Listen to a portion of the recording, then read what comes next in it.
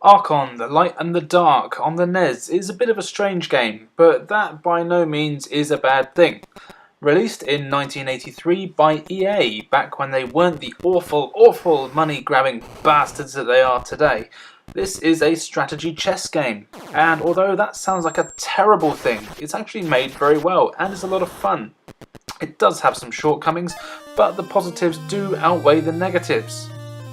There are two sides to choose from, as you may have guessed. They are the light and the dark, each of which is made up of a small army of different creatures, representing the light and dark, or good and evil sides. For example, the light team has unicorns, wizards, genies and knights, whereas the dark side has dragons, sorceresses and goblins. It's fairly standard fantasy stuff. The difference here though is that each of the characters, as well as moving similarly to their chess counterpart, though not the same as them, has its own strengths and weaknesses, as well as a health bar. What this means is that when you land on another player's piece, rather than just take them off of the table, you enter into a real-time combat one-on-one arena, where you have to battle the two characters. This is where the strategy part comes in, because obviously regular chess has no strategy involved. Where some characters massively outpower others, you really have to plan who is going to fight which battle.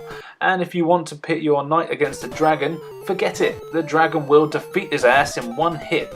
Whereas if there's a goblin on the loose, then send in your knight and it will be a bit of an even fight. You have archers with long range bows, and golems which can punch hard but have decent health. It's also a lot of fun to experiment and find the best strategy with the monsters on hand. Genies and sorceresses can also cast spells before the battle takes place and bring back dead units or freeze enemies. This comes in very handy when you have to fight or avoid a tougher enemy.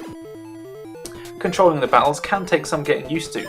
The biggest gripe here is that you have to be holding the direction in order to attack, meaning that you're always moving, which doesn't sound like much of a problem, but it makes it very hard to avoid the enemy attacks. However, you can kinda get used to this. Graphically, the game isn't great, the characters look okay, but the animation could be better, and as it is a very early NES game, this can be forgiven. The music is pretty grating, especially on the board screen, and repeats a lot, and sound-wise there isn't a whole lot going on. Something that would have been nice would have been more variety in the units, or at least being able to choose your own army from the selection available, but again, this isn't really a big deal. Overall, if you can find yourself a friend who's willing to try out a game like this, you will likely find yourselves playing it a lot longer than you would expect. It's surprising that there isn't a more modern version of this game, or at least something similar, as it's a lot of fun.